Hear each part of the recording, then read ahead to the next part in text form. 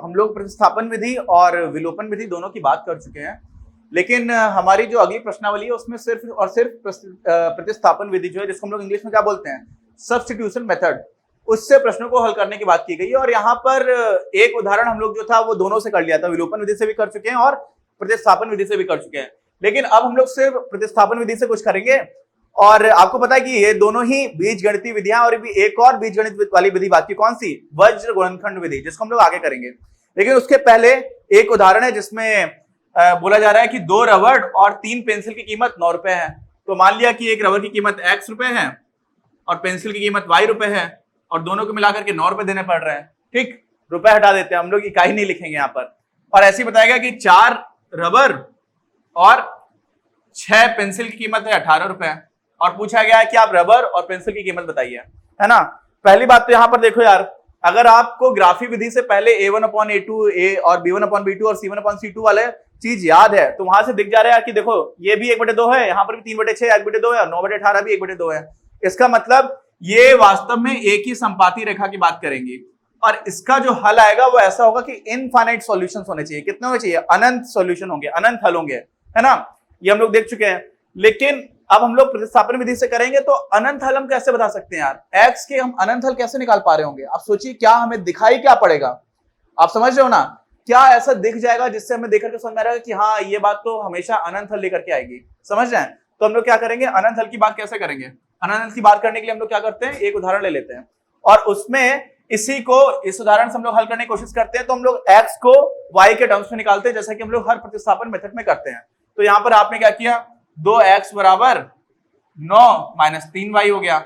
x क्या हो गया, यहां से x हो गया 9 ऋण 3y/2, यही तो आ गया। अब इसी ये जो x का मान है उसको उठा करके हम लोग कहां रख देंगे, दूसरे समीकरण में। यही तो होता है प्रतिस्थापन मेथड, प्रतिस्थापन विधि में यही तो करते आए हैं। क्या करेंगे, कर देते हैं। अब यहां पर x का मान आप 4 और x का मान ये रख दीजिए, क्या दिया हुआ है, 9 ऋण 3y/2 और धन 6y/18। अच्छा, अब 2 से ये 4 कट गया, 2 हो गया, 2 से गुणा करेंगे तो क्या मिलेगा आपको, 18 ऋण 6y धन 6y/18। 6y से 6y कट गया, तो 18/18 आपको मिल गया। यहां पर ना x मिला ना y मिला, आपको क्या चीज मिली, 18/18।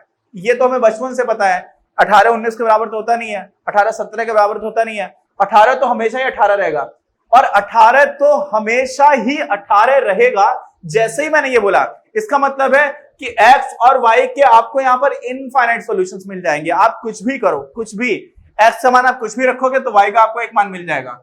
लेकिन एक बात बताऊं, यहाँ पे रियल लाइफ में आप ऐसे सोचो, वैसे तो देखो इनफाइनाइट सॉल्यूशंस होंगे, इसमें कोई डाउट नहीं है। मैथमेटिकली आप देखोगे, आप x का मान कुछ भी रखो, y का मान वहां से निकल के आ जाएगा। जैसे मान लीजिए आपने यहाँ पर x का मान रखा 2, तो x का मान रखेगा 2 तो ये 4 हो जाएगा, धन 3y को आप कह देंगे 9, तो यहां से जो y का मान है वो आपको मिल जाएगा 5/3, यानी कि पेंसिल की कीमत 5/3 रुपए हो जाएगी। लेकिन अगर आप मान लीजिए आपने x का मान रख दिया कितना, 10, ठीक, तो 2 × 10 कितना हो जाएगा, 20, धन 3y ये बराबर है 9, तो यहां से आपको क्या मिल जाएगा, y जो वो मिल जाएगा वो कितना हो जाएगा, 9 - 20 यानी कि -11/3, ये आपको मिल जाएगा, है ना। तो आप सोचिए ये भी मान तो हो गया मैथमेटिकली, गणित रूप में। लेकिन रियल लाइफ में कोई पेंसिल और रबड़ फ्री में थोड़ी दे देगा। यहाँ पे ऐसा हो रहा है कि आपको कोई पेंसिल भी दे रहा है और 11/3 रुपए भी दे रहा है। अगर आप पेंसिल की कीमत ऋण 11/3 निकाल लो, तो हमें ये सब नहीं सोचना है। अपना प्रश्न हल करने के टाइम पर तो हमारे यहीं पर आंसर आ गया।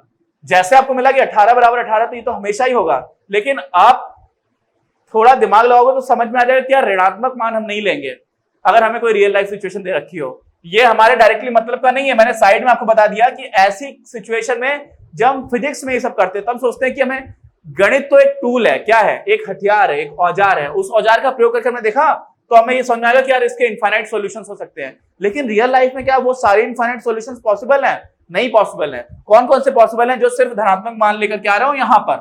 तो हम फिजिक्स में इस तरह की सोच लगाते हैं कि यार एक्स तो में बहुत कुछ बता रहा है। जैसे मान लीजिए आपका x² का मान आ गया 4, तो यहां से आप निकालोगे x बराबर +-2। और अगर x आपकी एक टॉफी की कीमत होती तो क्या आपकी टॉफी की कीमत 1.5 हो सकती है? मतलब दुकानदार आपको 2 रुपए भी देगा और टॉफी भी देगा, ऐसा होगा क्या?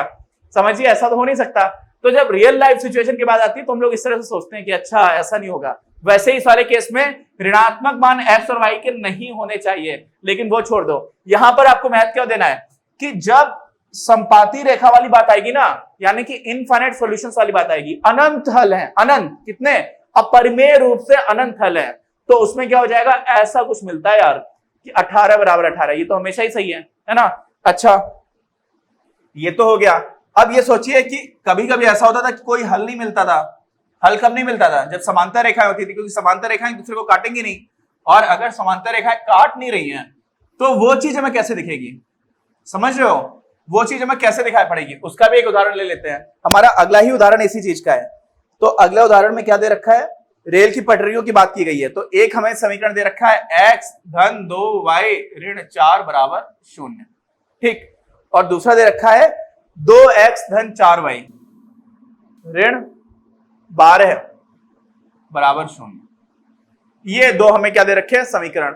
अब बोला गया इनका हल निकालो, और हमें दिख रहा है कैसे, a1/a2 कितना 1/2, b1/b2 कितना 2/4 यानी कि 1/2, और c1/c2 कितना 1/3 यानी कि a1/a2 और b1/b2 तो बराबर है, लेकिन c1/c2 बराबर नहीं है। इसका मतलब ये क्या हो गई, समांतर रेखाएं हो जाएंगी। लेकिन हमें ग्राफी विधि से तो हल करना नहीं है, हमें कैसे हल करना है, हमें हल करना है प्रतिस्थापन विधि से। तो हम क्या करेंगे, यहां से हम x को y के टर्म्स में लिख देते हैं, बहुत ही आसान है। x जो है वो सीधा सीधा 4 - 2y हो जाएगा, बहुत ही आसान है। देखिए 2y को उधर ले आओगे तो ऋण का 2y हो जाएगा। आप पहले ऋण 2y लिख दो, धन 4 लिख दो, वो भी चलेगा, मैंने ऐसे लिख दिया है। अब उसी मान को हम यहाँ पर डाल देंगे, और देखिए यहाँ पर कोई हल नहीं मिलेगा। अब कोई हल नहीं मिलेगा तो प्रतिस्थापन विधि से हल करने पर कैसा दिखाई पड़ेगा, आप समझिए, समझ रहे ना, मतलब कोई हल ही नहीं आएगा, x और y का कोई मान नहीं आएगा। जब हमें अपरिमेय रूप से अनंत हल मिल रहा था तो क्या मिला था, 18 बराबर 18 मिल गया था, क्योंकि वो तो हमेशा सच है। यहाँ पे क्या मिलेगा, यहाँ पे कोई हल नहीं आना चाहिए, तो हमें कैसा आंसर मिलेगा वो शायद आपको पहली बार दिख रहा होगा। आपको समझ में आ गया समांतर रेखा होंगी, लेकिन हल कैसे दिखेगा, क्योंकि कोई हल तो निकलने वाला नहीं है, तो कैसे होगा, क्या होगा, वो हम करके देखेंगे तो हमें समझ में आएगा। तो हमने x का मान यहाँ पे रख देते हैं, तो कितना हो जाएगा, 2 × 4 - 2y धन 4y ऋण 12 बराबर 0। आप गुणा कर दीजिए, 8 ऋण 4y धन 4y ऋण 12 बराबर 0। 4y से 4y चला गया, 8 से 12 चला गया, तो 8 से 12 घटाओगे तो कितना हो जाएगा, 8 धन का है 12 ऋण का है, तो हो जाएगा ऋण 4 बराबर 0। राशा बाबू ये कभी संभव है क्या, बताइए, ऋण 4 0 के बराबर आ गया, ये तो कभी हो ही नहीं सकता। वहां पर आ रहा था अपना 18/18, क्या रहा था 18 बराबर 18, ये हमेशा सच है, हमेशा। इसका मतलब यहां पर मिलेंगे हमें अपरिमेय रूप से अनंत हल, कितने, अनंत। कैसे, अपरिमेय रूप से, मतलब अपरिमेय मतलब ऐसा नहीं कोई फाइनाइट नहीं है, निश्चित नहीं है, अनंत है। और यहां पर क्या हो जाएगा, यहां पर जो ये मिला ये तो कभी हो ही नहीं सकता है, कभी नहीं हो सकता। इसका मतलब इस दोनों समीकरण का कोई हल नहीं है। तो देखिए जब ग्राफी विधि थी तो आप समझ गए थे कि जब समांतर रेखाएं हो तो कोई हल नहीं होता है। यहां पर प्रतिस्थापन विधि से या बीजगणित में आप किसी भी विधि से करेंगे और आपको ऐसा कुछ मिल जाए जो आपको पता है कि ये तो सच है ही नहीं। यहाँ पे बोल दे रहा है राजा बाबू, क्या बोल रहा है कि ऋण 4 है वो 0 के बराबर है, ये तो हो ही नहीं सकता, और इसीलिए बोल देंगे कि इन दोनों समीकरणों का कोई भी हल नहीं है। समझ में आ गई। तो ये हमारा कुछ तरीके हैं। अब क्या करते हैं, अब हम लोग चलते हैं अपनी प्रश्नावली में, अगले वीडियो में मिलेंगे और प्रश्नावली को हम लोग हल करेंगे। प्रश्नावली कौन सी, 3.3। अपनी क्लास का उद्देश्य आप सभी के लिए आप ही की भाषा में गुणवत्तापूर्ण शिक्षा उपलब्ध कराना है। कक्षा 12 तक के सभी प्रमुख विषयों पर हम वीडियोस बना रहे हैं और कुछ विषयों पर वीडियोस आपके अपने चैनल अपनी क्लास की ही अन्य प्लेलिस्ट पर अपलोड भी हो चुके हैं। ज्ञान के प्रकाश से देश को सशक्त बनाने के हमारे इस प्रयास में इस चैनल को सब्सक्राइब करके और लोगों के साथ शेयर करके अपना बहुमूल्य योगदान जरूर दें। पढ़ेगा इंडिया तो बढ़ेगा इंडिया।